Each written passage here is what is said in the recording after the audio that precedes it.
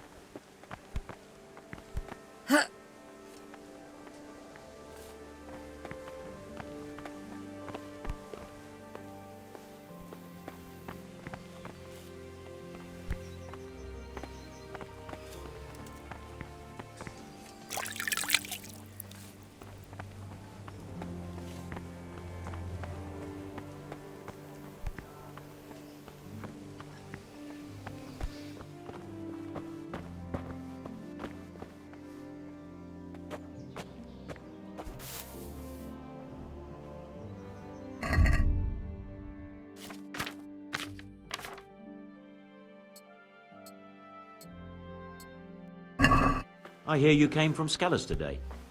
It must have been terrible there. How did it happen?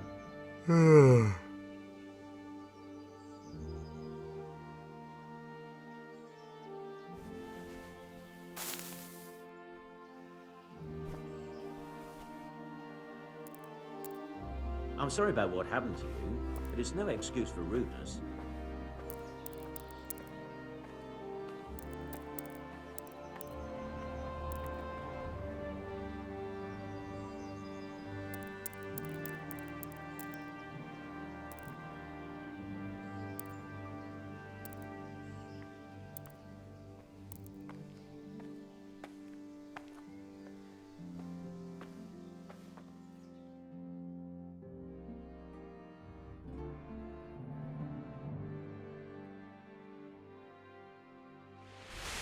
Today the patrols will be doubled. Keep your eyes peeled. If you see anything out of the ordinary, report it immediately. Understood? Yes, sir.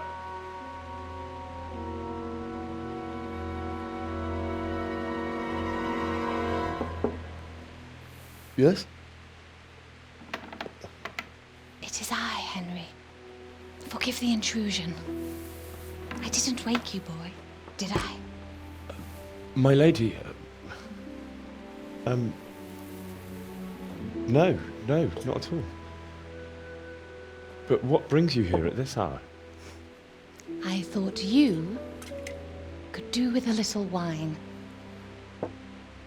It's just what you need to help you sleep.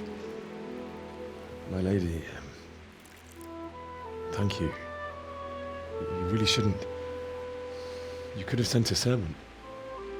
I was going to, but to tell you the truth, I couldn't sleep either. I thought of you while saying my prayers. How awful it must have been for you. I came to offer you solace, to let you know you're not alone. Thank you. Thank you kindly. You're welcome. Now, Henry, I know this is all very new and strange for you. But I want you to feel at home here. You're not to worry about anything except getting better. God knows you've been through a terrible ordeal. I know what it is to be left alone in the world, although your loss is much greater. But with God's help, the pain will ease in time. And it can help to talk about it. if you feel like it.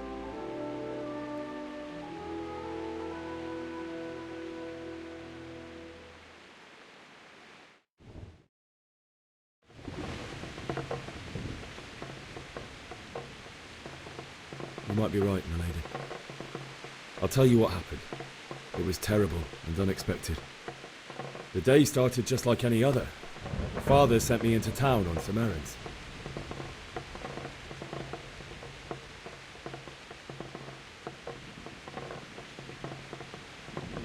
A fellow by the name of Kunnish owed money to Father, who sent me to collect it from him. Only Kunnish had no intention of paying. It got a bit heated, as often happens when there's money involved, but Kunnish still wouldn't cough up the coin. Father was too generous for his own good, letting even a scoundrel like that buy on credit. Oh. When I'd done all the errands, I headed back home. I promised Father I'd help him with his work, and I was looking forward to it. He was forging a sword for Sir Radzig.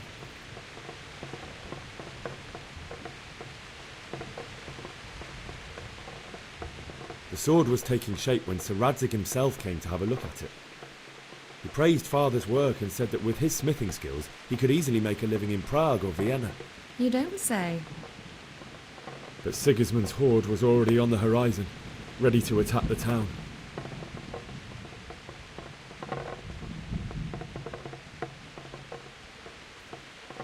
A horde of soldiers was amassed. Pennants flapped in the wind, the armour glinted in the sunlight, and the horses whinnied impatiently. They were waiting for Sigismund to give the command to attack. How awful. And then death descended on Skalitz.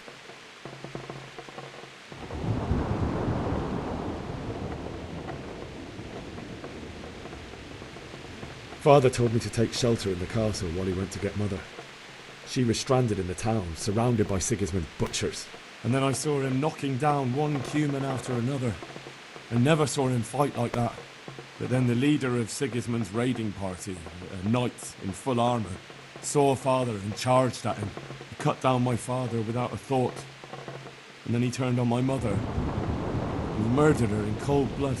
You poor boy. May the Lord have mercy on their souls. I ran to the castle like our neighbours to take cover, but I didn't make it. I had to find another way to save myself. The men on the battlements called down to me to flee to Talmberg and warn you. I was lucky I knew a concealed path around the castle.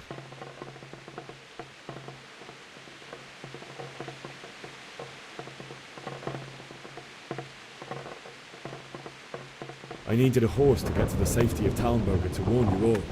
And with all that was happening, you thought of others like a good Christian. Then I heard a scream. It was Teresa, the mill wench. She'd been caught by a gang of Cuman savages who planned to violate her. I had Sir Radzig's sword, and even though there were several of them and they were better armed, I had to try and save her. I wanted there to be at least one person I'd helped. And I succeeded, even though it almost cost me my life. After that, I stole a horse from them and rode off. Like a valiant knight. I'll never forget the horror. It will haunt me for the rest of my life. That's terrible. How could something like that happen? God alone knows why he lets such things happen. You poor boy. I understand your grief, but God is not to blame for the ills of this world. That is the work of Satan and those who do his bidding. Those who are corrupted by greed, envy, and pride. You must not lose faith, whatever life brings.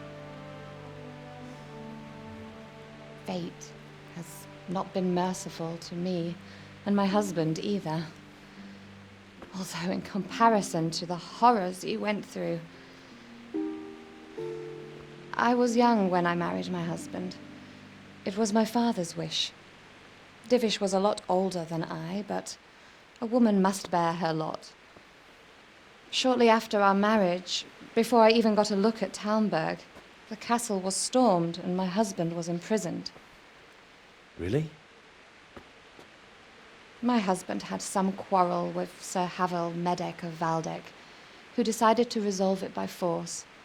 He stormed the castle, burned down the village of Pribyslavitz, and killed many of our men, even the old chamberlain. He imprisoned my husband in the castle and put his own garrison there. That's awful. I was barely 18 years old, and all of a sudden, I was left alone with Sir Robert. We didn't know what to do. We went to Prague to appeal to the king and sought help from Divish's friends, but all to no avail. We tried for years, but it seemed I was destined to be left alone and my husband to rot in jail in his own castle. Years, you say? 7 years. That's how long it took before Havel was condemned as an enemy of the crown. And even then, he refused to surrender the castle and release my husband. In the end, I raised the money to pay a ransom, and only then, by the grace of Lord Jesus, did I finally lay eyes on my husband once more. 7 years. And was Havel punished for it? Never. And after 7 years, my husband returned to me an infirm old man. Sir Divish seems like a good, strong man. Certainly, only he has many concerns. He had to rebuild Talmberg. After he was released, the king appointed him Burgrave of Prague Castle, and he was very busy. He had no time for me at all. But at least we were in the city, and there was something going on. And now, we're here. My lady, you're still young and beautiful. Your best years are still ahead of you. Would that that were true, lad. Would it were true. But what am I doing bothering you with this? You have troubles enough of your own. I'll go and let you sleep.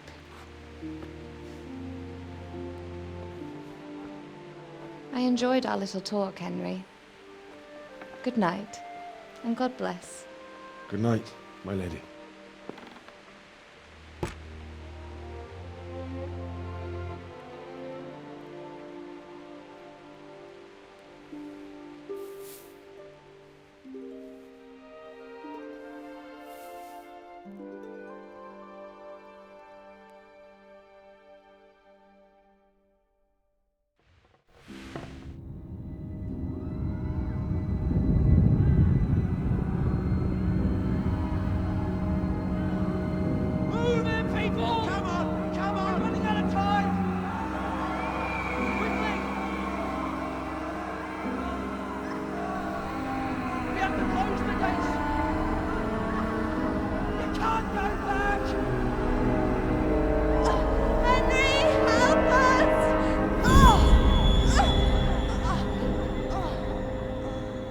Help us, son.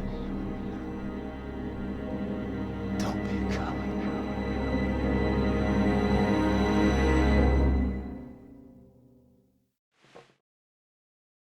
Henry, wake up.